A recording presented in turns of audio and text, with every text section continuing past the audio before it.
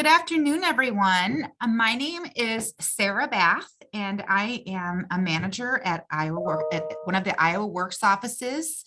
I work for Iowa Workforce Development, and today we are here to talk about the Iowa Language Learners Training Program. So on the phone, on the video with me today is Brooke with our legal team, Patrick, the grant administrator, Steve, the grant accountant, as well as Karen Evans, who is one of the grant supporters. So she's helped a ton with this. Today we are going to do a quick overview of the grant, and then we have a short iowagrants.gov video, and then we will also kind of give you a little bit of a step-by-step on how to actually complete the grant application, and then an opportunity for questions and answers. I'm going to ask that all questions are put into the chat. We're going to go ahead and try to answer as many of those questions as we can towards the end. And any and all of the questions will be answered. There's going to be a Q&A on the website with this video. Okay. All right, so the intent of this grant is really just to develop a long-term sustainable program that reduces barriers in language within the workplace. We are wanting to provide employees with an English language program. This opportunity is not solely to assist with the translation of policies and procedures for non-English speaking employees. So I think that's one of the big questions that we've had. So the goal really here is to provide employees with an English language program, not just to do translation of documents.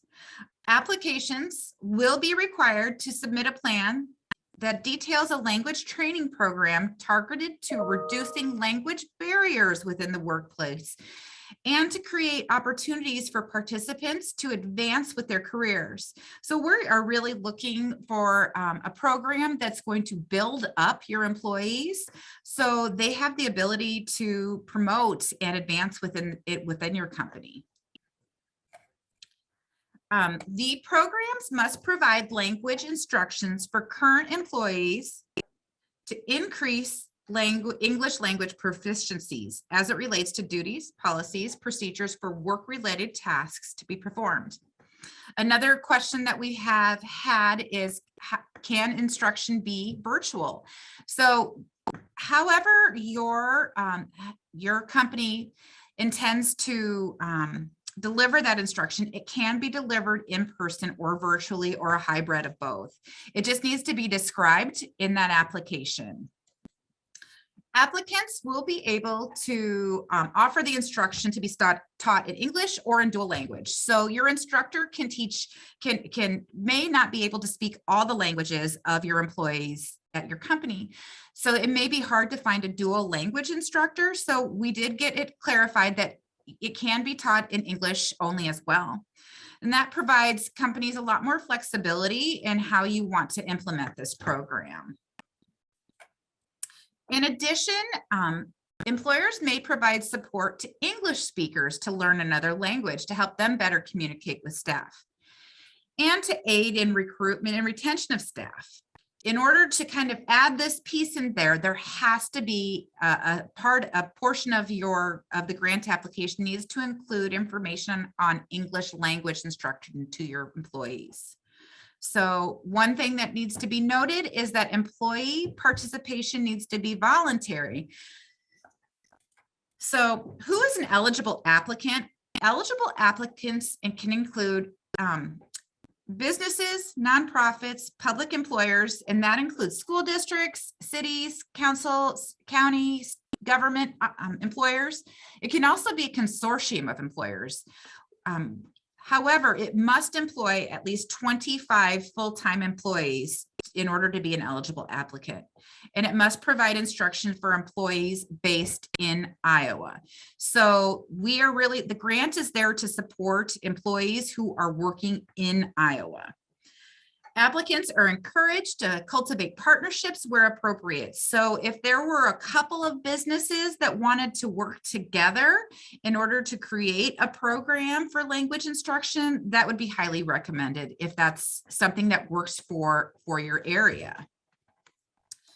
So in kind of some program details is language courses are really encouraged to be conducted on site. The reason for that is we want to make sure that we're trying to remove as many barriers as possible for these individuals to attend these classes and attend this training. The hours of instruction per week must be included in the application when you're filling that out. Who can be an instructor? There's a few talking points on who can be an instructor. So we're looking for certified instructors with a fluency in English and the primary language of the students. So really those who possess a teaching degree or a certificate, or instructors who have documented language proficiency for non-native English speakers, or instructors who have had previous experience in similar trainings with a valid employer references. When looking at performance measures, all applicants must include performance measures that connect the goal with proposed activities and demonstrate an overall change in language proficiencies. So as stated in the notice of opportunity, funding opportunities, the required measures have to be addressed in the application. So those would be the number of new language learner programs established for the employees, the anticipated number of employees participating within the various programs, the anticipated number of employees who complete or exit the various programs, an anticipated measure of increase in language proficiency within the workplace as demonstrated through evaluation tools, an anticipated percentage of programs receiving participants receiving a pay increase or promotion due to the participation or increase of these responsibilities, and current employee retention rates, along with the anticipated percentage of employee retention rate after the program. I think what's another really important point here, sorry, went too fast. All projects must contain a plan for sustainability of outcome beyond the grant period. So when you're completing that application, we're really also looking to see how are you going to support this program after the grant has ended. So ensuring that it is our goal that you, as a company, you continue to provide this for employees. So this is a 50-50 program match. Applicants need to provide proof of existence of the required private investment. So some acceptable proof could be a certified statement from FDIC, an insured financial institutions holding the funds. In absence of that statement from a financial institution, affidavit from a CPA can be used to certify that existence of the required private investment. Approved documents may include a bank statement showing the required match funds, a letter from the FDIC insured financial institution listing the amount available for funds, or an operating line of credit, signed letter from your external audit firm stating the business has access to unrestricted cash balances on hand and or access to a bank line of credit for the match dollar amount or above. So really just wanting to make sure that the applicants have the funds available in order to provide that match. So this is a $5 million grant opportunity. The grant is going to be paid out on a 50-50 reimbursement match basis, and employers are required to provide documentation supporting how much that private spend. So funding decisions will be made as funding is available, and the minimum award will be set at $5,000. Iowa Workforce Development is not obligated to provide the maximum amount of a grant requested and may award multiple projects.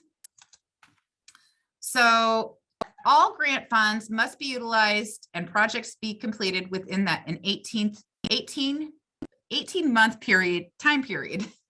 Businesses may decide to have multiple cohorts within this period. What's important is each cohort will only be eligible for funding for up to 32 weeks. Funds are administered as reimbursement only and no advance payment will be allowed. So for eligible use of funds, this is kind of important to understand. Program supplies such as computer, software, headsets would be considered eligible. Instructor wages for up to 4 hours per week, up to 32 weeks per cohort. And then your curriculum, such as your textbooks, workbooks, any curriculum software that you might be utilizing. Transportation expenses, if you happen to provide that training outside of the workplace. And then 5%, the grant administration expense of up to 5% of the total awarded funds, and then any tuition costs that may be out there. All of these funds requested through the budget narrative and budget summary form you should be able to provide justification of the costs, and the majority of the funds should closely match the project's priorities. So in looking at some ineligible use of funds would be capital expenditures, food, gift vouchers, travel expenses, employee wages, and finally fringe benefit expenses. It's important to note that the employee wages are not an eligible reimbursement expense. However, employers that pay their employees for time spent may provide proof of wage payments. These wage payments can be considered towards the 50% employer match for the program for up to that 4 hours per week per participant. So all awards will be federally funded. For this reason, there are a few additional requirements. Please be sure that you're aware of the federal requirements found in 2 CFR Part 200, including the SAM.gov registration and the procurement policy. So in terms of reporting requirements, successful applicants will be required to submit a quarterly narrative progress report each quarter and a final report. The report needs to summarize the project activity outputs, the performance outcomes, and then the other deliverables and key performance indicators of the project. It needs to include a summary of the lessons learned and an ongoing plan of how this program will remain sustainable, as well as a description of the measurement tools and metrics determined which are used to determine the success of the program. For the financial reporting requirements, you must include invoices, receipts, and expenditures, including proof of payment. So the front and back of a canceled check, bank statement, or credit card statement.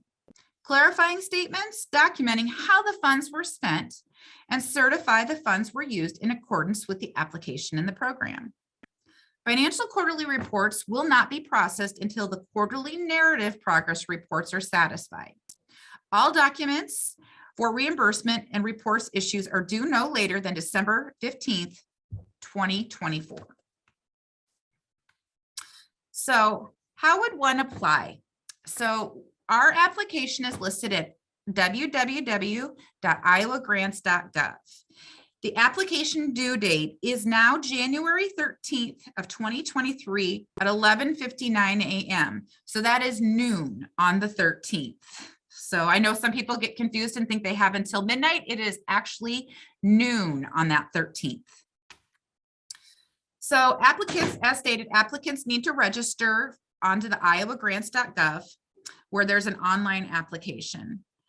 The rest of this training, we're going to talk about some of the appendices that are available on our website. The first one is Appendix A. This really provides guidance on how to complete the application. It's got a lot of great information kind of spelling out exactly what is needed. Then we move to Appendix B. Appendix B is really important because it lists the criteria of what we are scoring when these grants come in. So as you can see, the defined barriers or description of need, that section is worth 10 points. The program narrative, plan narrative, and the training approach is 35 points. So this really helps you understand what kind of each section that we are scoring and the weight of each section. and just kind of to the point, it's really critical. In order to get the most points, you need to make sure that you're completing each section appropriately. And now we are going to watch a real quick Iowa Grants user guide, a real quick video. It's about 4 or 5 minutes, so I'm going to get that started.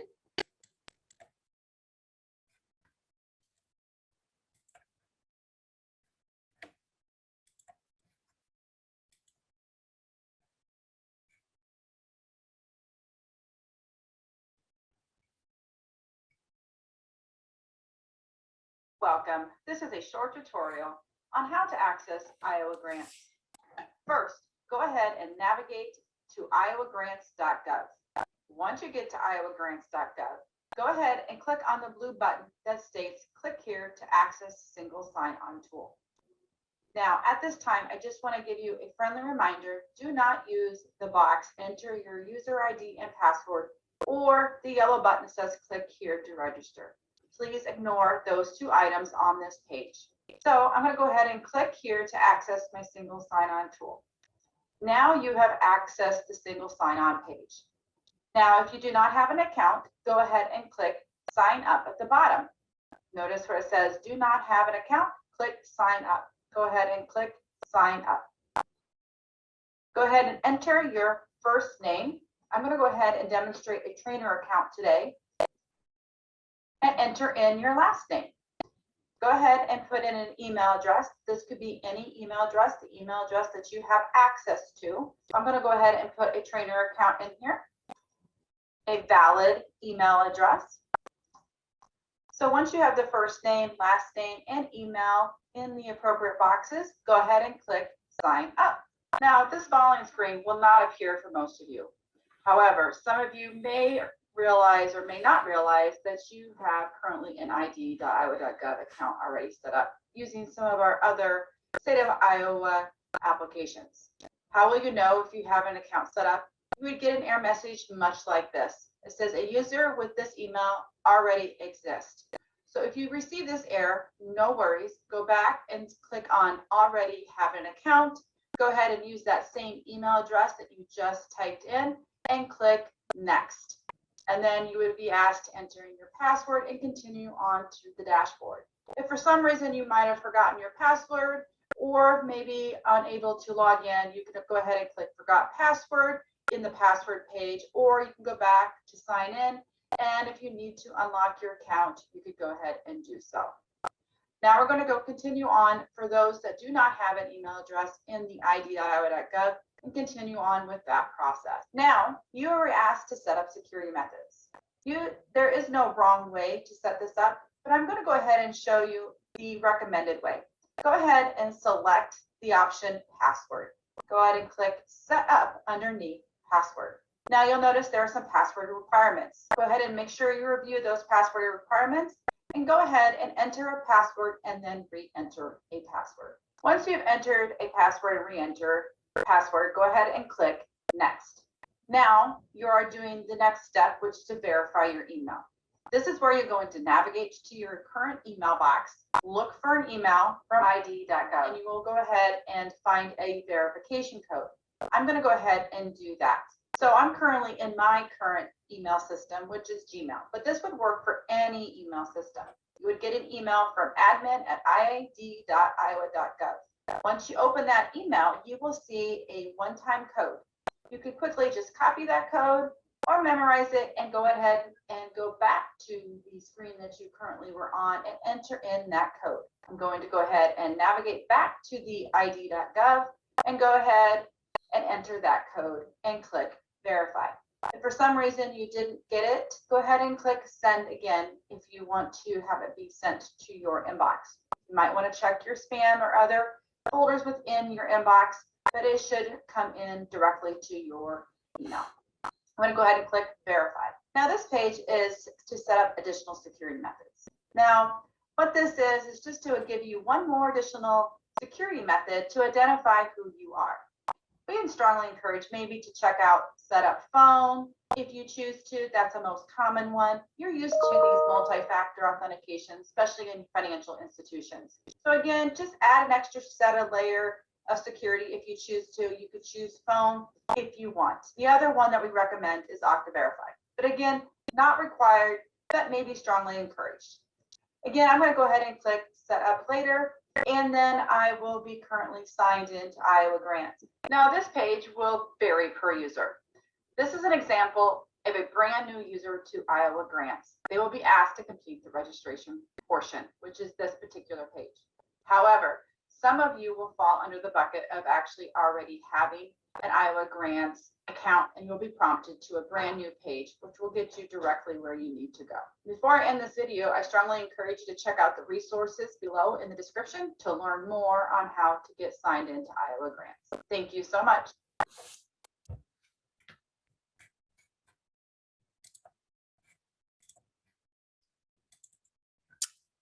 All righty. So that was a super helpful video on how to get started.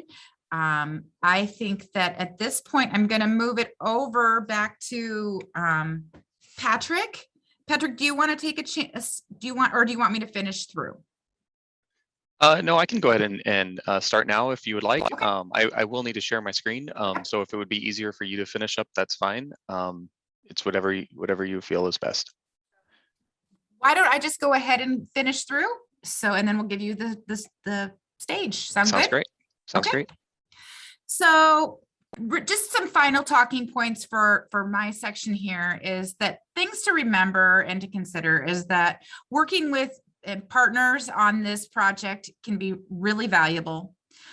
Your cost per participant will be a consideration in your application. And then make sure you review your administrative costs in relation to your participant costs, support costs. And the reporting requirements are listed in the notice of funding opportunity. If you have any questions regarding this particular grant, below are my email and my phone number. sarah.bath@iwd.iowa.gov or my phone 515-725-3643. And now I'm going to hand it over to Patrick to kind of give you a quick demo on the application process. Perfect. Okay. Thank you so much, Sarah, and good afternoon, everyone. I'm going to go ahead and start sharing my screen. And Sarah, if you could just confirm for me that you are seeing the Iowa Department of Management screen. I am. Perfect. Okay. Just wanted to verify that. So real quick about the Iowa grant system, the reason why we are starting to show this video with all of our grant webinars is because Iowa Grants did go through a system upgrade. And so the process is a little bit different and specifically for the initial sign-on. So if you have had a prior account with Iowa Grants, you are probably familiar with the system and the sign-on features already. This new system does require you to go through this process again. So please make sure that you do follow that process to ensure that that your Iowa Grants account is linked with your former Iowa Grants account as well. Karen also went ahead and dropped the web link into the chat. So if you would like to grab that information and save that will take you right to this page from the Iowa Department of Management, where you can rewatch that video. You can also select the PDF online paper version that has screenshots available as well. So if you would like to look at that, that is available right below the video. Now, when you do a search for Iowa Grants and you get to the first homepage, this is what your system will what your window will look like. We saw this in the video. You will want to select this big top blue button that says click here to access single sign-on tool. Okay, that's going to be really important that you click that first blue button and not the sign-in features down below. So once you click that first button and go through the sign-on process, eventually you will come to the home screen for Iowa Grants. Okay, when you get into your Iowa Grant system, so you'll see that your account name will be listed at the top. You will want to select funding opportunities, which is on the left-hand side. And funding opportunities will pull up all posted funding opportunities for the state. So to do a quick search, you won't see these test options. That's a feature that I have on this account. You will only see the green posted options or potentially a yellow banner that says closed for closed options or closed awards. So to do a quick search, you can type in language in the search field, and you can see that I only typed in the first 3 letters, and immediately the only option available is the Iowa Language Learners Job Training Program. Once you find the grant opportunity that you are interested in, you can select that, and you will see an abbreviated funding notice of funding opportunity listed here below. You can scroll down through this document to look at different performance measures, eligibility requirements, use of funding, ineligible expenses, as well as all the appendices that Sarah mentioned in the webinar just a brief moment ago. Appendix C is that new user's guide for Iowa grants. I kind of find this ironic that we post this in Iowa grants because this is how to get into the system, so you wouldn't be able to actually access it until you got into the system. So Appendix B is the scoring rubric that you will want to make sure you pay attention to. That will list out the requirements in each of the section that we're going to be looking for when reviewing the applicants. And then the last option is the full notice of funding opportunity. So if you would like to view the full notice of funding opportunity, you can select that PDF. And again, the information above is just an abbreviated version. Once you've read through the application information and you have decided that this is a funding opportunity that you would like to start an application for, you can select the green button on the right-hand side that says Start an Application, and go through the initial stages of titling your new application. You can see that I already have an application started. So it's okay once you start an application, if you don't finish it, click Save, and when you log back into the system, you will see the application title listed at the top. You can see that it's still in editing status as well. So I'm going to go ahead and select the application that I've already started.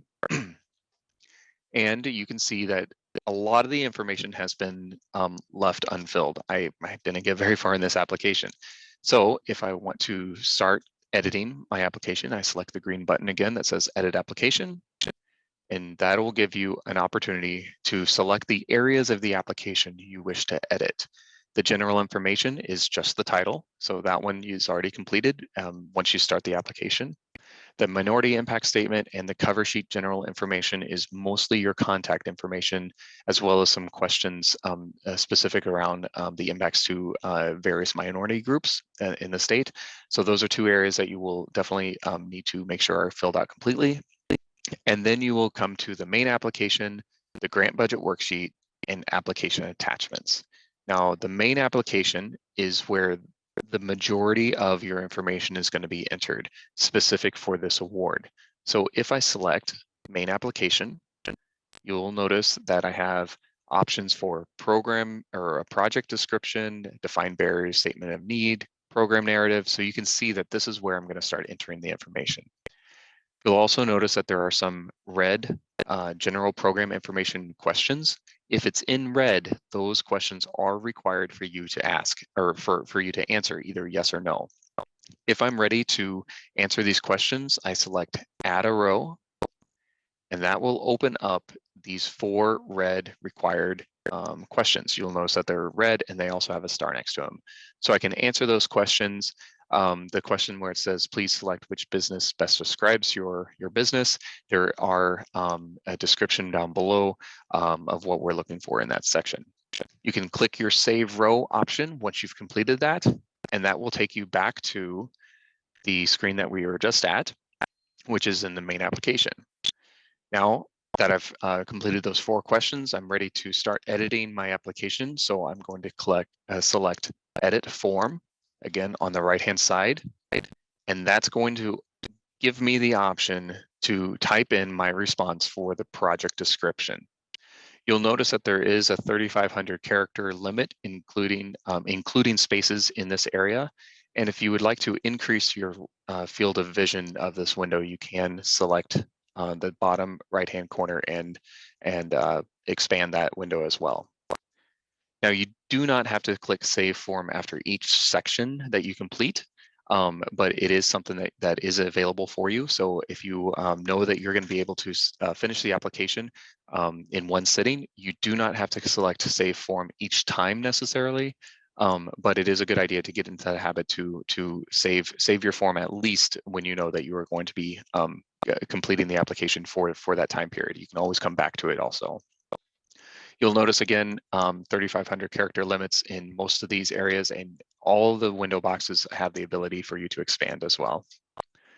Now, if you're unsure of what you should be entering into these text boxes, go back to the scoring rubric Appendix B, because that does spell out the areas that we will be evaluating on. Okay. So again, that is the main application form. I'll go ahead and go back to the main information where we have the main application, grant budget worksheet, and application attachments. I'm going to highlight the grant budget worksheet real fast. Again, this is where you would type in your expenses. So your instructor expenses, your curriculum expenses, materials and supplies, etc. Each time you want to add something, you again go to the add row option. That'll open up that edit field for you to type in the curriculum expenses, the grant request, cost share match, and the total. Again, so if for instructor expenses or material supplies expenses, this first section is going to be the description of the expense. So if it's classroom materials such as dry erase board and dry erase markers, I would type that information into this first column. The grant request amount is how much funding you are requesting to cover those expenses for the grant. Cost share match is how much of that percentage of the business is going to match. That may be 0 in some of the areas. It doesn't have to be a 50-50 on each specific area, but it does have to be a 50-50 match at the end total. And then the total amounts should auto-populate. Those calculations should be built into the forms. That should auto-populate as you add more rows to the budget worksheet. Just as a reminder, maximum of 5% for grant administration expenses. And then you have the total number of participants and the price participant, as well as the totals down at the bottom. Now, if for some reason the calculations do not work, please make sure that you explain that in the budget explanation. This again is as a text box that when I click edit form, a large text box field will open, and that's where you can make those changes. I've tested it several times, but there's always a chance that it may not work for you. So again, in the budget explanation, we're looking for additional explanation, additional details to justify the expenses that you've listed in your budget worksheet. Okay, so that's a quick review of the Iowa Grants system and kind of a walkthrough. If you at any time have questions, please make sure that you do reach out. You can reach out to myself or to Sarah directly, and I know that both of her contact information as well as mine is listed in the notice of funding opportunity, and you have her direct information from this webinar as well.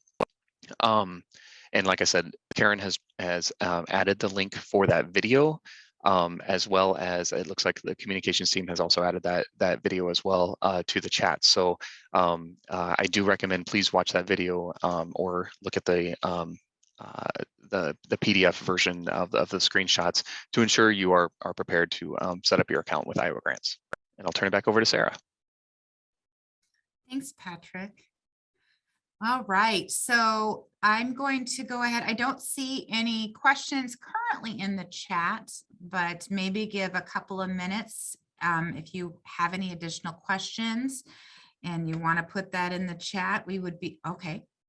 Okay, I do see one in the question and answer. So the first question is, can you explain the minority impact statement? So Karen or Patrick, is that something that you could help answer? Yeah, definitely. The minority impact statement is a statement that is required for any state grant. So it is standard documents or standard language that is used in any time you apply for a grant from the state of Iowa. Excuse me, it will ask questions of, does the proposed grant, program, or policy have a disproportionate or unique positive impact on minority persons? It'll ask the same question of, could it potentially have a disproportionate or unique negative impact on minority persons? And those are both yes or no questions. And then it does provide some information of how the state of Iowa does define minority persons as according to Iowa code. So that information is available in that minority impact statement as well. Again, just a few short questions. That's standard language for all state of Iowa grants. Thank you, Patrick. The next question we have is the employer responsible for finding the instructor, or is there a pool of instructors available for us to meet and choose with? And so the response to this question is we do not have a pool of instructors available.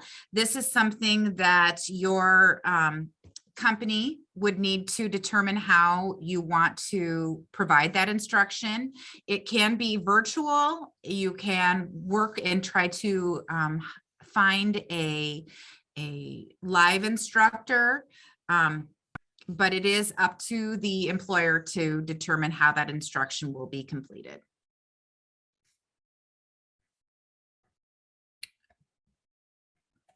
Give another minute or two to see if anybody has any additional questions. And I do just want to mention that there is already a Q&A on our website that has a lot of questions that have previously been asked. So if you want to be sure and check those out, lots of good information on the Future Ready Iowa website. Mm-hmm. And if you think about something after you get done with this, or while you're kind of looking through the notice of funding opportunity, again, please contact me and I will do my best to get you an answer with my team.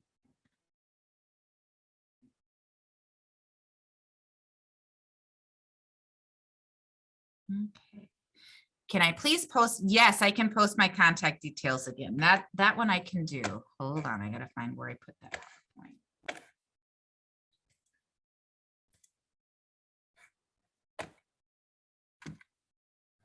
Let me get to that. And this webinar and the slideshow, the webinar recording and the slideshow will also be posted on the Future Ready Iowa website, which should have all of Sarah's contact information on it. Sorry about that. There you go. So sarah.bath@iwd.iowa.gov, and my number is 515-725-3643. Got another question on here. Would a computer company software be acceptable? Which are advertised as an online instructor? So again, how your company decides to provide that instruction just needs to be documented in that application. It can be online, it can be virtual, or it can be in person, or it can be a hybrid of the three. Okay. Looks like we've got all the questions answered. Again, please feel free to reach out and with any questions that you might have, or if you want to talk through something, I'm happy to work with you. And that's all. And make sure that you are going to the website to review that notice of funding opportunity and a lot of that. There's a lot of really good stuff. There's a ton of questions and answers. There's a lot of already in there. So if there's no other questions, then I think we can conclude this webinar.